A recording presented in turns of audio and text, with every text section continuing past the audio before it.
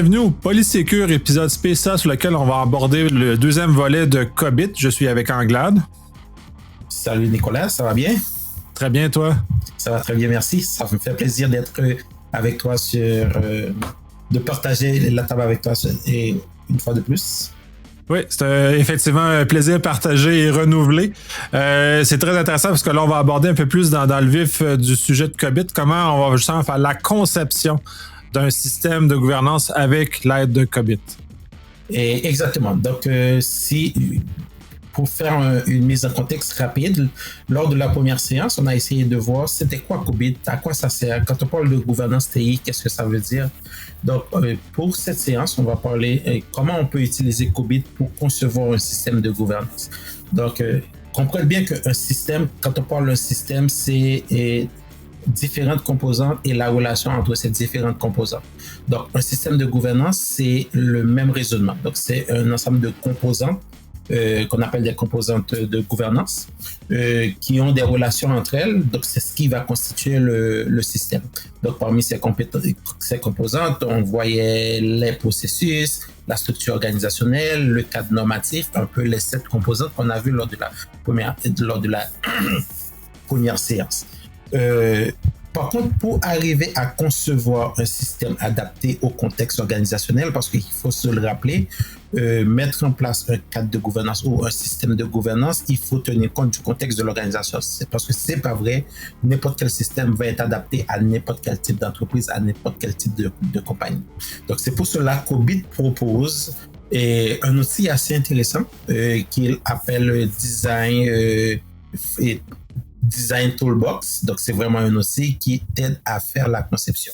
Qu'est-ce que cet outil comporte en réalité? Le référentiel te parle des éléments qui influencent la conception d'un système de gouvernance. En d'autres termes, les facteurs qui vont influencer cette conception. Il a identifié 11, mais ça peut évoluer dans le temps. Donc, il a identifié 11 dans le référentiel, mais il y a de futurs facteurs. Donc, c'est normal parce qu'on veut avoir un référentiel qui est très flexible, qui pourra s'adapter avec le temps. Parmi ces éléments qui vont influencer la conception, c'est la stratégie de l'entreprise, c'est l'objectif de l'entreprise, c'est le profil de risque de l'entreprise. Ce sont les enjeux, les incidents généralement créés au sein de cette compagnie. C'est l'environnement de menace, par exemple. On est d'accord qu'une compagnie qui traite des données personnelles des gens ou une compagnie qui évolue dans le secteur de la santé ou dans le secteur dans le secteur financier, ces compagnies sont beaucoup plus exposées parce qu'ils sont des cibles privilégiées.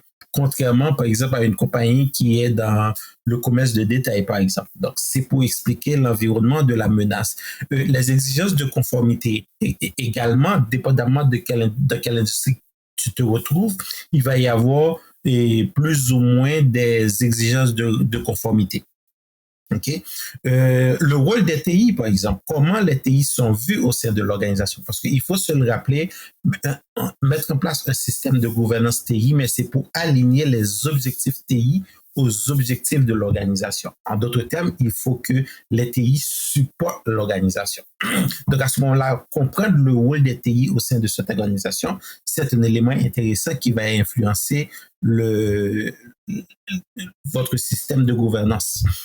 Si je peux juste prendre un exemple par rapport à ça, imaginez que tu es dans un commerce de détail. Ok, les gens utilisent leur ordinateur juste pour le fichier Excel, juste un fichier Excel pour gérer la feuille de temps, par exemple. Bon, je prends n'importe quel exemple. Alors que dans une autre institution, une institution financière, par exemple, où les TI sont vraiment un élément clé de leur stratégie, on est d'accord que TI ne joue pas le même rôle dans ces deux contextes. Donc, il va falloir tenir compte de ça également. Le sourcing model, qui est un autre facteur qui va influencer la conception de système de gouvernance.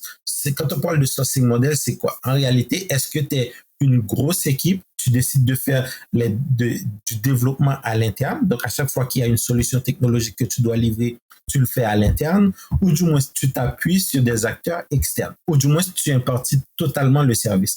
En d'autres termes, aujourd'hui, il y a certaines organisations, la gestion des TI, ils l'ont imparti. Surtout les petites entreprises, ils ne veulent pas se tracasser la tête à aller chercher un administrateur système. Donc, ils vont confier ces contrats à des tierces parties qui sont des impartiteurs.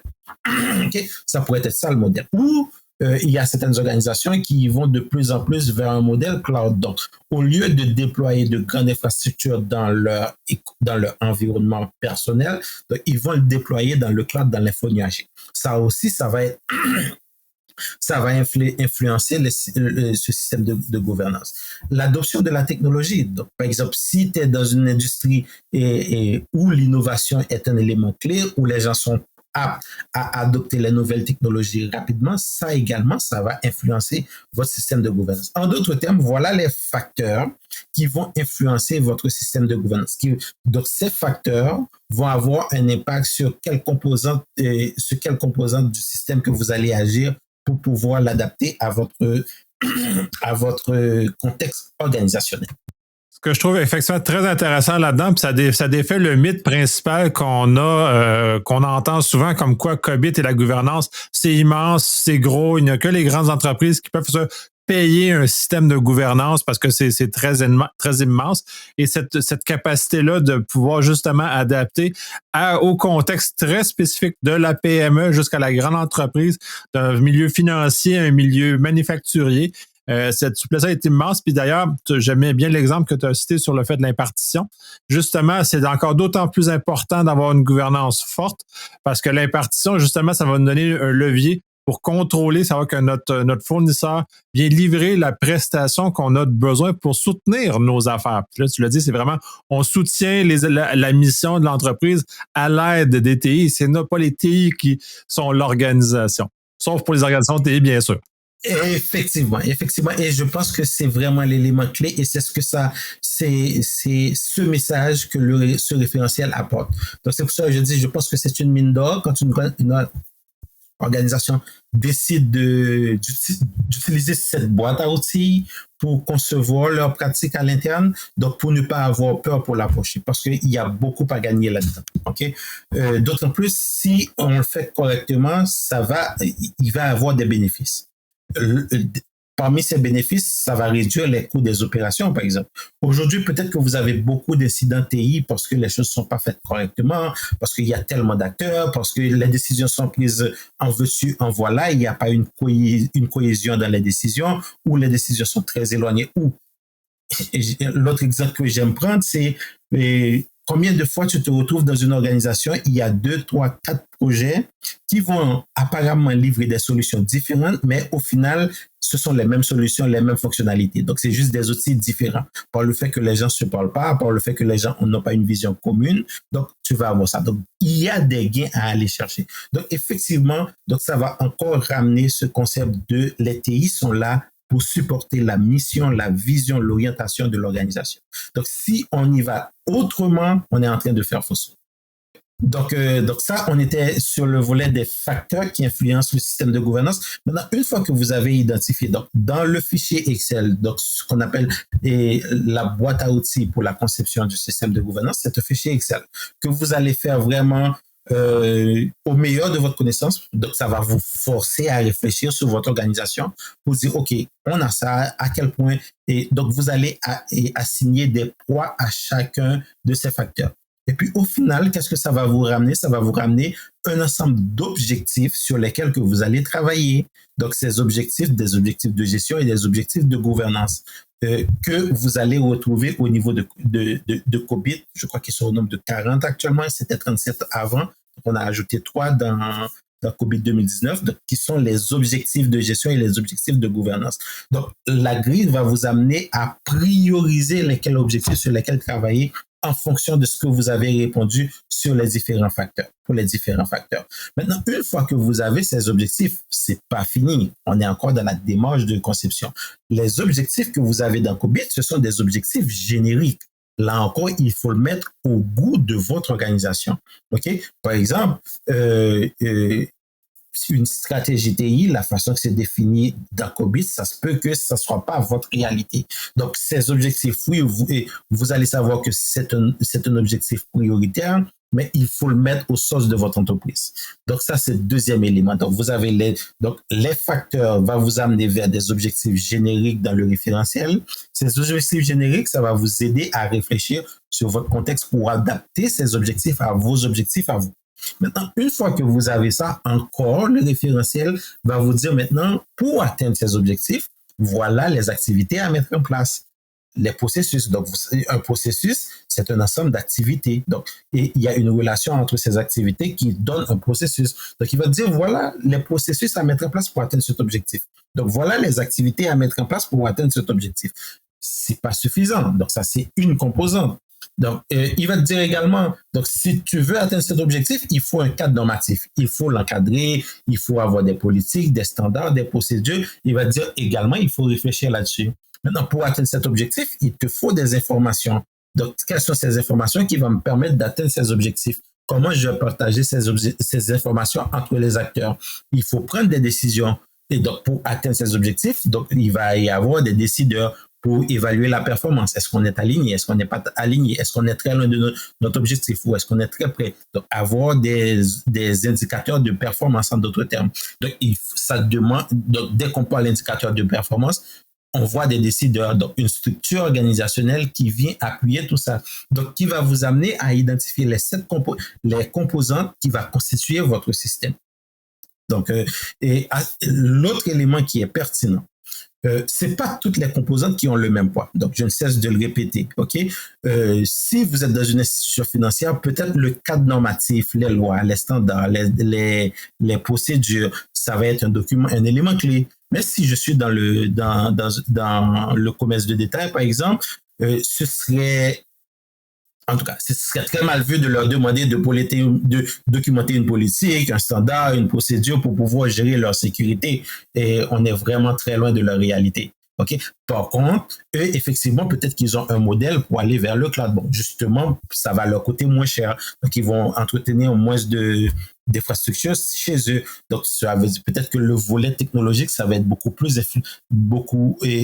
va avoir un poids beaucoup plus important pour eux. OK?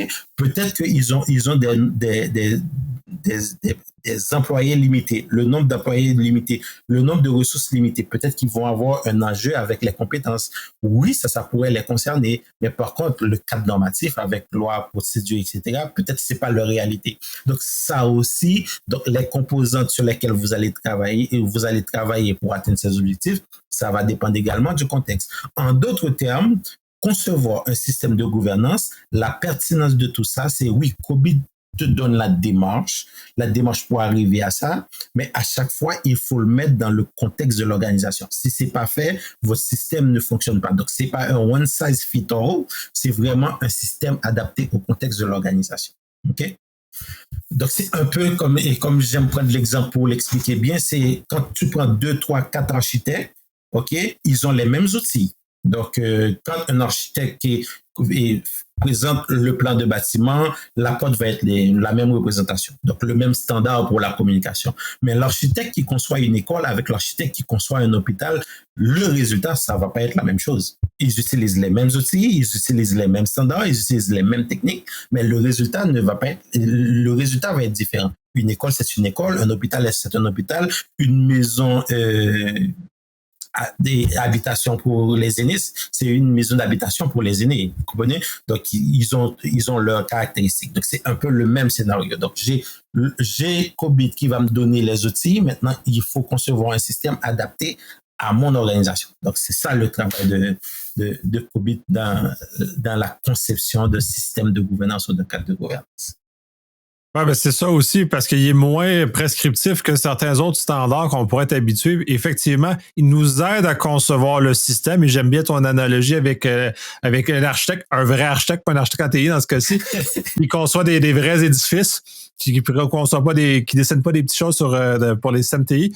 Effectivement, ils utilisent le même langage, ils ont dans le fond, les mêmes outils, les mêmes balises. Par contre, le produit final, il est différent. Et c'est souhaitable qu'il soit différent aussi, parce que s'il fallait qu'on ait juste une source, ben là, on serait probablement très triste. Et donc, justement, d'amener à construire le système qui est notre système de gouvernance, qui est ultimement des outils, souvent l'aide à la décision, qui favorise la prise de bonnes décisions et l'optimisation des ressources. Effectivement. Et là encore, si tu me permets de faire du pouce sur ce que tu viens de dire, dans la mise en place ou la conception d'un système de gouvernance, justement, pour expliquer cette particularité à chaque organisation, le plus grand défi des organisations quand ils doivent concevoir ou mettre en place un système de gouvernance TI, c'est parce que le plus souvent, les gens ne se comprennent pas. Ou les acteurs qui sont là pour le concevoir ne se comprennent pas. Peut-être qu'il y en a qui ont été toute leur vie dans une industrie, dans une institution financière et qui ont compris que, par exemple, quand on parle de gouvernance TI, c'est politique, c'est standard, c'est procédure. Donc, tu l'amènes autour de la table, il va tenir mot, dire qu'il faut que ça soit ça. Ou du moins, à l'inverse, il y en a quelqu'un d'autre, c'est pour lui, quand on parle de gouvernance TI, c'est juste la structure organisationnelle qui fait quoi, comment les décisions sont prises. Et pour lui, donc, les autres, c'est pas vrai. Donc, donc là, ça crée toujours une confusion. Mais quelqu'un qui a suffisamment de recul, d'où la nécessité d'avoir des gens compétents qui maîtrisent ce qu'il y a à faire. Donc, c'est à ce moment-là qu'on peut tirer bénéfice également lors de cette démarche pour mettre en place un système de gouvernance, un système de gouvernance TI. Okay? Parce que sinon, on risque de se retrouver dans un exercice à faire des discussions sur des concepts. Non, c'est noir, c'est bleu, c'est rouge. Tu comprends? Donc, des discussions philosophiques qui n'apportent rien comme valeur pour l'organisation. Alors que c'est un enjeu réel, c'est un outil qui pourrait vraiment aider une organisation à prendre de meilleures décisions finalement pour les TI. Effectivement, puis c'est ça, j'aime bien le fait que tu parles de philosophie parce que justement, c'est ce que l'impression pour les gens qui connaissent pas COBIT, ont l'impression que c'est les gens de gouvernance et de COBIT en général vont plus pelleter des nuages, vont être dans la philosophie et n'ont rien à voir avec comment l'entreprise ou l'organisation opère et dans le fond les objectifs, ce qui est complètement faux puisque c'est pas l'objectif de philosophie. L'objectif, c'est de réussir à rattacher un vocabulaire uniforme pour que les gens puissent collaborer dans une direction qui va amener du bénéfice pour l'organisation. Effectivement, mais bienvenue dans la réalité des organisations. Mais il y a beaucoup de chemin à parcourir. Effectivement, et c'est pour cela que je te remercie honnêtement pour faire de la vulgarisation autour de COBIT, pour que les gens comprennent. Effectivement, on a beaucoup à gagner à utiliser la gouvernance correctement et non pas garder le sujet comme chasse gardée de certains spécialistes donc ce sont les dieux de la gouvernance. Si tu veux avoir une opinion éclairée sur la gouvernance, c'est eux qu'il faut voir, alors que ça te concerne. Quand on parle de gouvernance TI, ça te concerne comme organisation parce que c'est toi qui prends les décisions. Effectivement, parce qu'on conçoit un système de gouvernance, on ne fait pas juste mettre de la gouvernance en place. Fait que c'est ça qui est vraiment très important. Puis oui, je trouve ça très important de vulgariser parce que j'ai tellement entendu de gens dire des choses qui ne se tiennent pas sur la gouvernance et COBIT que je trouve ça essentiel de justement diffuser cette connaissance-là. Donc là, on parle du le deuxième épisode qui est la conception. On va aussi avoir dans un troisième épisode avec des exemples et avec comment on le met réellement en pratique, qui est super intéressant justement pour qu'on défasse ces mythes-là et qu'on aide les organisations à s'outiller. Puis non, c'est pas juste une chasse gardée de quelques experts magiques comme ça. C'est sûr que ça va aider quand on a un coach qui va nous aider à cheminer dans la mise en place de la gouvernance elle-même. Mais c'est pas le coach qui met la gouvernance, c'est vraiment l'organisation, les gens de l'organisation, parce que c'est la propriété de l'organisation, c'est l'ADN de l'organisation qui doit transparaître dans le système de gouvernance. Effectivement. Et puis, là encore, si tu me permets, je vais juste ajouter un élément, c'est ce qu'il faut comprendre en réalité, au-delà de tout ça, c'est un changement organisationnel qu'on veut apporter. OK? C'est pas une question TI. OK? Quand je dis on doit prendre de meilleures décisions sur comment on fait les dépenses au niveau des TI, c'est un changement organisationnel.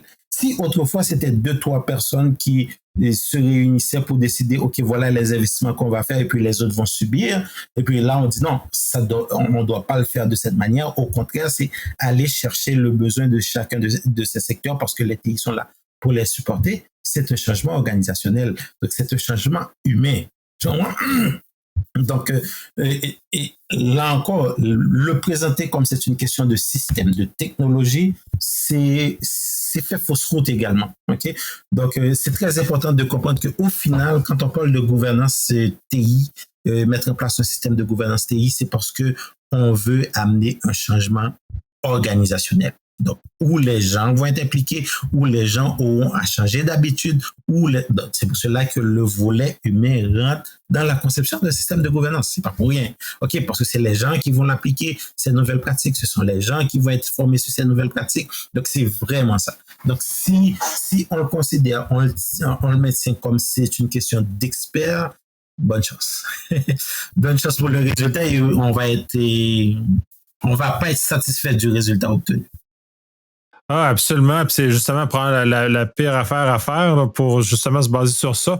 Puis ça ramène partout. Là, si on prend, moi j'ai les exemples de plus en grande organisation, l'absence de gouvernance, même dans sa forme la plus primitive, fait justement, comme tu mentionnais, des projets qui arrivent au même résultat. Donc, un gaspillage de ressources sur des choses qui amènent pas de la valeur organisation.